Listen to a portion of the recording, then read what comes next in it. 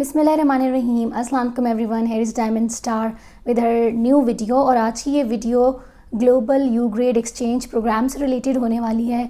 As you all know, या जिनको नहीं पता तो मैं ये बात मेंशन करना चाहती हूँ कि मैं यू ग्रेड एलमनाई हूँ और मैं 2018 के जो फॉल सेशन था उसमें global you grade exchange programme के लिए सिलेक्ट हुई थी as a principal candidate and I went to US in 2018। तो अब मैं इतनी ज़्यादा वीडियोस बनाती हूँ तो मैंने सोचा क्यों ना मैं यू ग्रेड पे भी वीडियोस बनाऊँ, क्योंकि as a principal candidate select होना मेरा क्या एक्सपीरियंस रहा।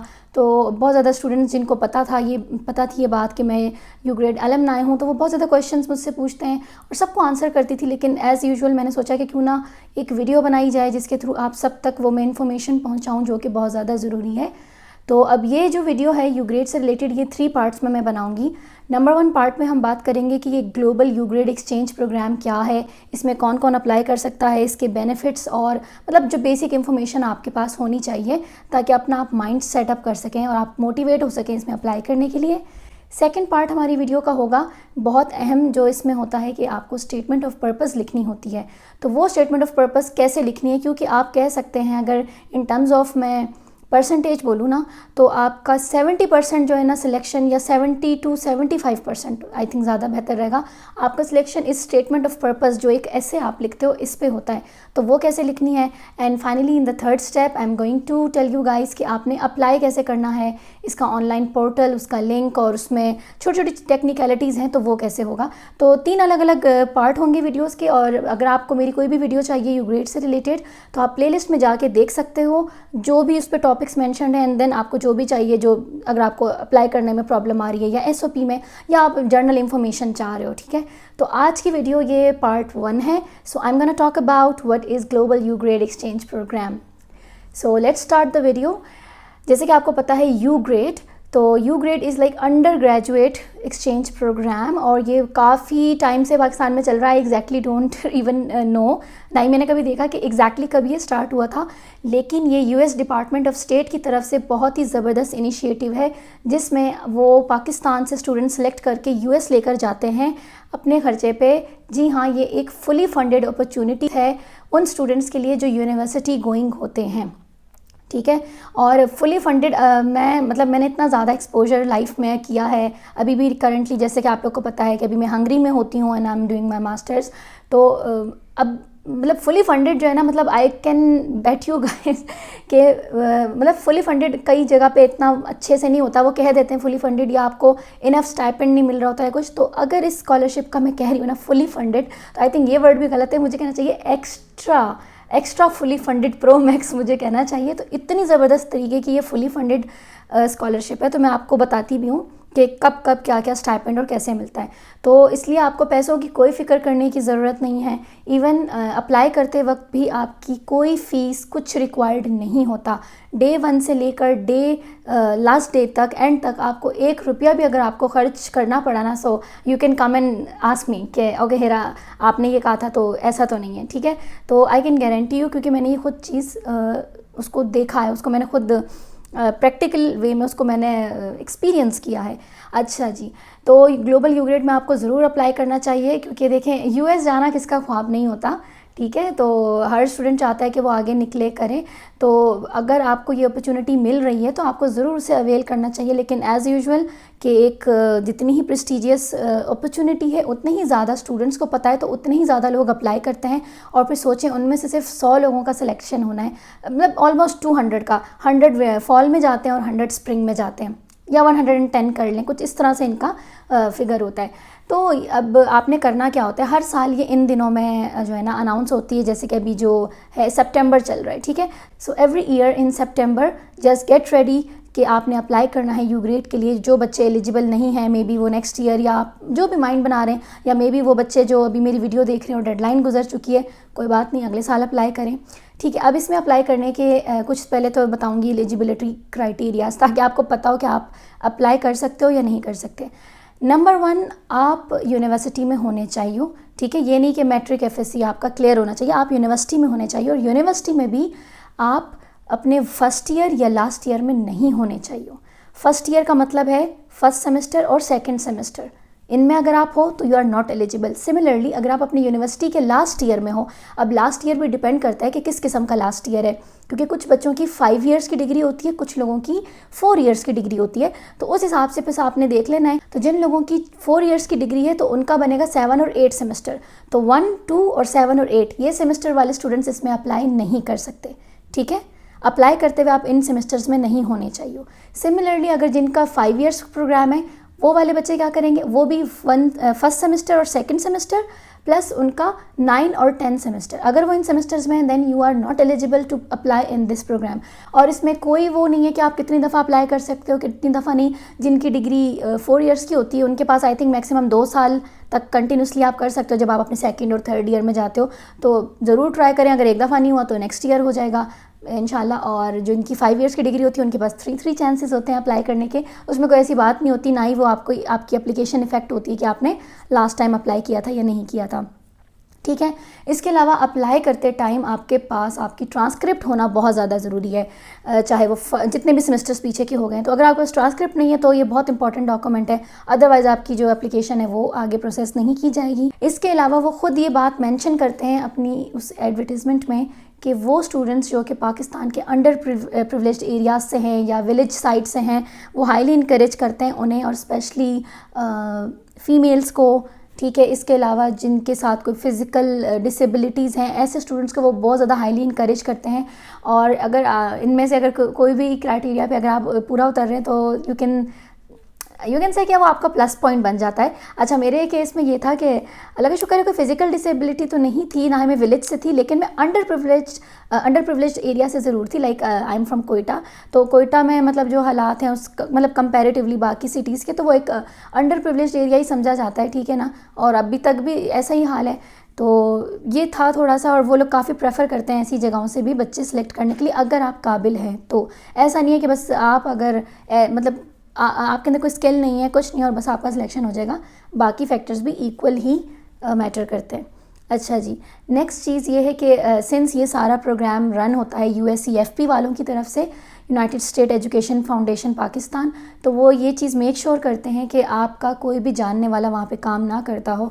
तो अनफॉर्चुनेटली अगर आपका कोई जानने वाला वहाँ काम करता है so you are still not eligible, क्योंकि वो इस पूरे प्रोसेस को बहुत ज़्यादा प्योर रखते हैं। एंड वाकई में अगर मेरा सिलेक्शन इस तरह से हुआ था सो आई कैन से भाई वाकई मतलब प्योर है। और जितने बच्चे सिलेक्ट होते हैं हम मतलब हर साल आप देख सकते हो, तो वो तो देखी जाता है कि कितना जो है ना मेरिट बेस्ड वो लोग सिलेक्शन करते हैं, ताकि इस चीज़ को यकीनी बनाया जा सके कि किसी भी बच्चे की जो है ना सिफारिश नहीं की गई है, कोई नेपोटिज़म नहीं हुआ है। इसके अलावा आपका पाकिस्तानी नेशनल होना बहुत ज़्यादा ज़रूरी है, और आप पाकिस्तान की किसी यूनिवर्सिटी में इनरोल्ड होने चाहिए। ऐसा नहीं है कि आप पाकिस्तानी नेशनल हैं और आप किसी बाहर की यूनिवर्सिटी में हैं तो आप अप्लाई कर रहे हैं, ठीक है। तो ये भी बहुत ज़्यादा इसमें इशू होता है। तो ये तो थे मेन एलिजिबिलिटी क्राइटेरियाज़, और छोटी मोटी चीज़ें और बहुत सारी होती रहती हैं। डेफिनेटली आप अपनी स्टेटमेंट ऑफ पर्पज़ लिखते हो।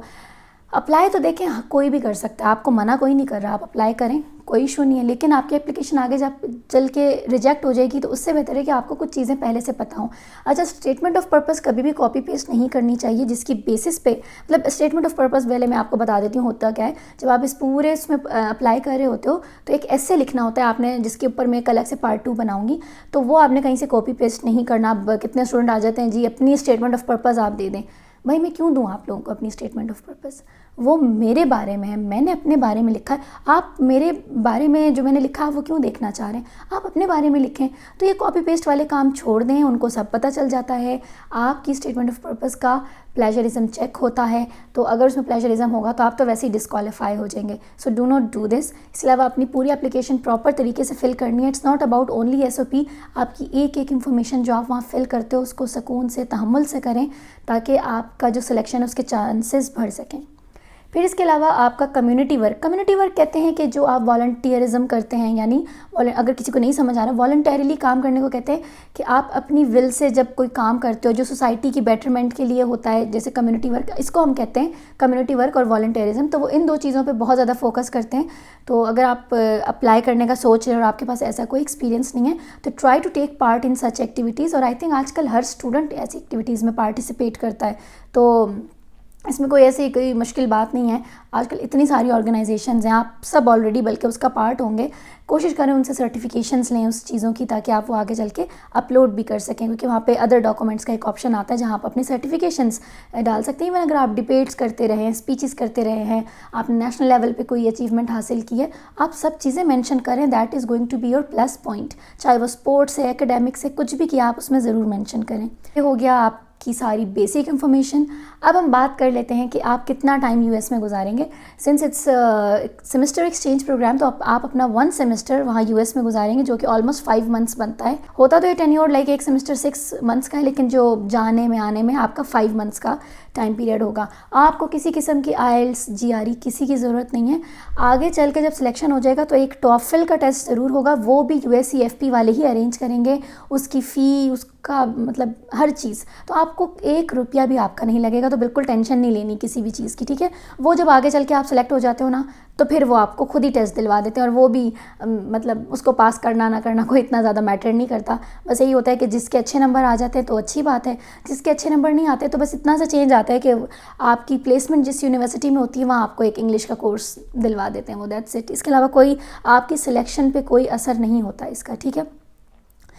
और इसके अलावा मैं आपको ये बता दूं कि ये जो पूरा है सिस्टम, आप जब 5 महीनों के लिए वहाँ पे जाएंगे, आपका डे 1 से, बल्कि जाने से क्या, जाने से पहले से जब आप कंफर्म हो जाओगे कि आप सेलेक्ट हो गए हो, जैसे अभी शॉर्ट लिस्टिंग होगी इंटरव्यूज़ के लिए, और इंटरव्यूज़ के बाद आपको बताया जाएगा, इंटरव्यूज़ का कराची में होगा, ठीक है। तो आपको ये बताया जाएगा कि आप फाइनल सेलेक्ट हो गए हो। तो इंटरव्यू के बाद आपको जितनी दफ़ा वो कराची, इस्लामाबाद या लाहौर बुलाएंगे, चाहे वीज़ा इंटरव्यू के लिए या यूएस जाने से पहले की कोई कॉन्फ्रेंस हो रही है, कोई वर्कशॉप हो रही है, आप यकीन करें आपको उस सब के भी बाय एयर टिकट्स प्रोवाइड किए जाएंगे। मतलब बाय एयर टिकट तो वो डायरेक्ट नहीं देते, आप खुद अपनी टिकट बुक करते हो और उसके पैसे वो रीइंबर्स करते हैं। तो मैं बार बार लाइक कराची जाती थी और मेरे सारे बाय एयर टिकट्स फंडेड होते थे उन लोगों की तरफ से, मतलब मैं बाय कर लेती थी एंड देन उसकी वही जो रिक्वायरमेंट्स हैं फॉर्म वगैरह फिल करके मैं उन्हें सबमिट करती थी और मुझे रीइंबर्समेंट मिलती थी। तो मुझे कुछ भी नहीं पैसे लगाने का मतलब इशू हुआ। अगर आप बाय बस जाना चाह रहे हो, आप बाय बस चले जाओ, आप वो वाला टिकट उनको जमा कर दो, वो बाय बस वाला टिकट आपको रीइंबर्स कर देंगे।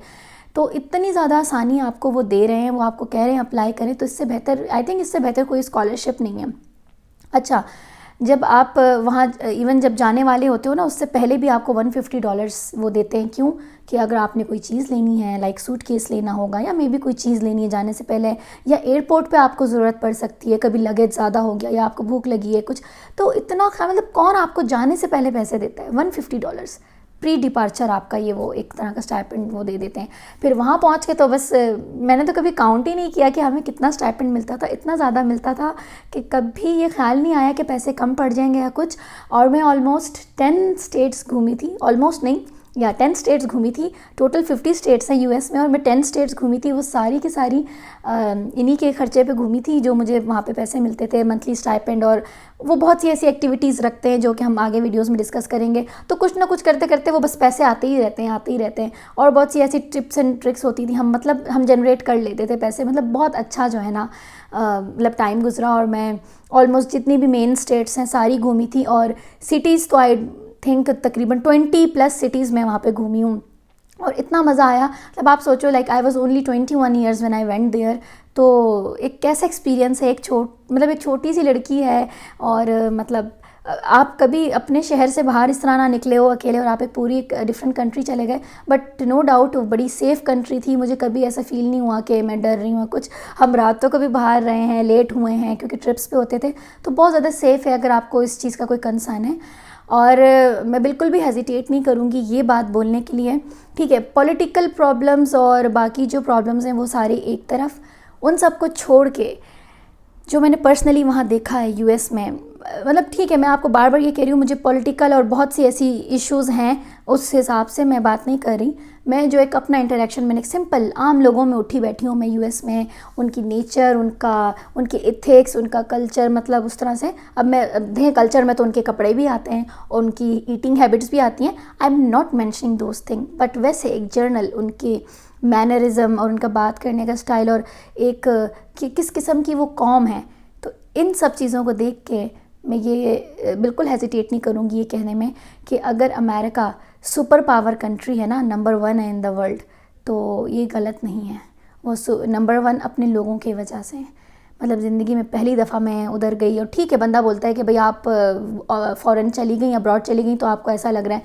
आप कहाँ गई हैं? मैं यूरोप में हूँ, मुझे 2.5 साल होने को आ रहे हैं। मैंने यूरोप में कितनी ज़्यादा, कोई 12 कंट्रीज़ अब तक विज़िट की हैं। तो मतलब इतने सारे लोगों से मेरी मुलाकात हुई है। पहले मुझे लगता था मतलब गोरे गोरे होते हैं, मतलब हमारे यहाँ ना बस बाहर वाले गोरे हम बोल देते हैं, लेकिन नहीं, अमेरिकन्स डिफरेंट हैं, यूरोपियंस टोटली डिफरेंट हैं। और इवन यूरोप में भी जर्मन्स अलग हैं, ऑस्ट्रियंस अलग हैं, हंगेरियंस अलग हैं, ग्रीस जो है ग्रीक लोग अलग हैं, मतलब बहुत ज़्यादा डिफरेंस है। फ्रेंच अलग है, मतलब आप नहीं कंपेयर कर सकते सबको, आप एक उस पर रख के नहीं जज कर सकते। तो भाई यूएस था, कुछ भी हो जाए यूएस ही था। और मुझे बहुत अच्छा लगा उनका एजुकेशन सिस्टम। आपको उनकी इतनी बड़ी यूनिवर्सिटीज़ में पढ़ने का मौका मिलेगा, आपके तमाम मील्स हर चीज़ कवर होगी वहाँ पे, एंड आपको एक होस्ट फैमिली दी जाएगी जिस फैमिली के साथ आप रहोगे। वैसे तो आप हॉस्टल में भी रहते हो, अपने फैमिली इसलिए दी जाती है ताकि आपका इंटरेक्शन हो और वो आप ज़्यादा अच्छे तरीके से चीज़ों को देख सको। वो तो एक बड़ा ही फैंटास्टिक किस्म का जो है ना एक एक्सपीरियंस होता है। और मैं साथ साथ जो है ना स्क्रीन पे अपनी पिक्चर्स भी डालती रहूँगी थोड़ी बहुत, कि मैं मतलब मेरी होस्ट फैमिली एंड सब चीज़ें मैंने बहुत ज़्यादा इन्जॉय किया था। एक होता है ना, आप ड्रीम करते हो किसी चीज़ के लिए, आंखें बंद करो, ड्रीम करो और परफेक्ट रखो उसमें हर चीज़ को, ठीक है। UGRAD was even more than that. वो उस ड्रीम से भी बढ़ के था, जो कि शायद मैंने कभी ड्रीम में भी नहीं मैं कर सकती थी। वो इतनी परफेक्ट एक अपॉर्चुनिटी थी। तो या ये सब चीज़ें हैं, तो मैं आप लोग को हाईली इनकरेज करूँगी कि हिम्मत ना हारें। और आई नो बहुत ज़्यादा एप्लीकेंट्स हैं। हमारे टाइम पे 24,000 एप्लीकेशंस थी, और 24,000 लोगों में से हम 100 लोग सेलेक्ट हुए थे। ऑलमोस्ट 100 सेलेक्ट हुए थे फॉल में जाने के लिए, और 100 ही स्प्रिंग के लिए हुए थे। तो सोचें, आपने इतने सारे लोगों में कॉम्पीट करना है। लेकिन मैंने हिम्मत नहीं हारी, मैंने कहा बस ठीक है कर देते हैं अप्लाई, और बस कर दिया। और जब मुझे शॉर्ट लिस्टिंग की call I for the interview, मुझे यकीन ही नहीं आया कि मैं कैसे सेलेक्ट हो सकती हूँ, क्योंकि समटाइम्स हम अपने आप को बड़ा अंडर एस्टिमेट कर रहे होते हैं। और मैंने बिल्कुल जो डेडलाइन थी जिस दिन, उसी दिन रात के 10:30 बजे अपनी जो है ना एप्लीकेशन बिल्कुल फाइनलाइज़ की थी, मुझे आज भी याद है। और टाइम ही नहीं मिला कि अपनी SOP किसी को दिखा सकूँ, कि अगला बंदा कोई रिव्यू कर दे, क्योंकि हमें बहुत ज़्यादा होता है रिव्यू कर दें। इस बारे में भी मैं आप लोग को SOP वाले वीडियो में बहुत अच्छे से बताऊँगी कि क्या रिव्यू करवाना चाहिए, नहीं करवाना चाहिए, वट। तो खैर, लेकिन नसीब में जब जो चीज़ होती है वो मिलके रहती है। चाहे मुझे कुछ नहीं पता था SOP कैसे लिखते हैं, क्या करते हैं, एंड एवरीथिंग हैपेंड। और अल्हम्दुलिल्लाह वो मेरी लाइफ का सबसे बेस्ट पार्ट था, सबसे बेस्ट। और I really enjoyed that time. और वो स्कॉलरशिप, और उस स्कॉलरशिप ने मुझे टोटली चेंज कर दिया, मेरा वे ऑफ थिंकिंग, मेरी अप्रोच, और कुछ करने की लगन, मतलब एक टोटल, एक जिसे कहते हैं ना, एक न्यू पर्सन मेरे अंदर एक बना। तो शायद अगर मैं US ना जाती तो मेरे अंदर वो डेवलपमेंट्स ना आती होती। मैं दुनिया को इतने अच्छे तरीके से, मुझे अप्रोचेबल नहीं लगती। मुझे लगता था मतलब ये स्कॉलरशिप्स और ये सब चीज़ें, किसी दूसरी कंट्री जाना, ये मतलब ये बहुत दूर है, ये मैं इन सब चीज़ों को कर ही नहीं सकती। यूग्रेड ने मुझे ये कॉन्फिडेंस दिया कि नो, आप बहुत कुछ कर सकती हो, हमें कभी भी अंडर एस्टिमेट नहीं करना चाहिए। यूग्रेड पे हमारे ही जैसे लोगों का, आप ही जैसे लोगों का सिलेक्शन होता है। हमारे कोई दोस्त सींग या मतलब हमारे अंदर कोई अलग से ख़ास बात नहीं है। या तो आप बोलें कि भाई शायद वो ज़्यादा अमीर थे, वो गरीब थे, वो इस यूनिवर्सिटी के थे, वो इस प्रोविंस से थे, इर्रिस्पेक्टिव ऑफ एनीथिंग, वो टैलेंट की बेस पे लोगों को सिलेक्ट करते हैं। हाँ, CGPA आपका अच्छा होना चाहिए, ये मैं आपको बता रही हूँ। यूग्रेड में मैं आंखें बंद करके, अगर मुझे कोई बंदा बोले कि ये बंदा यूग्रेड का एलमनाई है, ये बंदा यूग्रेडियन है, तो मैं खुद से परसीव कर सकती हूँ कि वो बंदा कैसा होगा। क्योंकि यूग्रेड पे हर बंदा जो सिलेक्ट हुआ था वो कमाल का बंदा था, because they are looking for the leaders. उन्हें लीडर्स चाहिए, ठीक है। और नहीं, आप किसी एक प्लेटफॉर्म पे ज़रूरी नहीं है लीडर हो, लेकिन आपके अंदर क्वालिटी होनी चाहिए, आप एम्ब्रेस कर सकें उस चीज़ को, आपके अंदर कुछ करने का जज्बा हो। और ये एज बड़ी एक अच्छी एज होती है, और मतलब आप यंग होते हो, तो उनको वो स्पार्क दिखना चाहिए आपके अंदर, अगर आप चाह रहे हो कि आपका सिलेक्शन हो। ऐसे नहीं कि बस मेरा सिलेक्शन हो जाए किसी तरीके से, हम किसी तरीके से कोई दुखी दास्तान सुना दें उन्हें और हमें वो ले जाएं। सिर्फ ले जाना नहीं है, ठीक है, हमने बहुत इन्जॉय किया, लेकिन उन्होंने लीडर्स पैदा किए। और वाकई में हम आगे चल के, मुझे अब आजकल चीज़ें इतनी अप्रोचेबल लगती हैं। उसके बाद भी जब आई थिंक मेरा मास्टर्स करना उसी से ही कनेक्टेड था, क्योंकि मुझे था नहीं, मैंने बाहर निकलना है, मैंने बाहर ही जाके करना है, और ये कोई इतना मुश्किल काम नहीं है, मैं अप्लाई कर सकती हूँ, क्योंकि already I had been through this process. तो मुझे ये पता था कैसे अप्लाई करते हैं, क्या होता है SOP, ये सब चीज़ें। तो अगर आपका सिलेक्शन नहीं भी होता तो दिल नहीं हारना, आपको ये पूरा सिलेक्शन प्रोसेस बहुत सी चीज़ें सिखाएगा, मार्क माई वर्ड्स, ठीक है। तो अगर आपके कोई भी क्वेश्चंस हैं आप मुझे इंस्टाग्राम पे अप्रोच कर सकते हैं, कमेंट सेक्शन में लिख के बता सकते हैं। और गुड लक एवरीवन। 27 सितंबर इसकी लास्ट डेट है, उससे पहले पहले अपनी एप्लीकेशंस कंप्लीट करें फ़ौरन से, और चैनल को सब्सक्राइब करना ना भूलिए। और आपको इसी तरह से अच्छी अच्छी स्कॉलरशिप्स और यू ग्रेड की अपडेट्स मिलती रहेंगी। थैंक यू एंड अल्लाह हाफिज़ एवरीवन।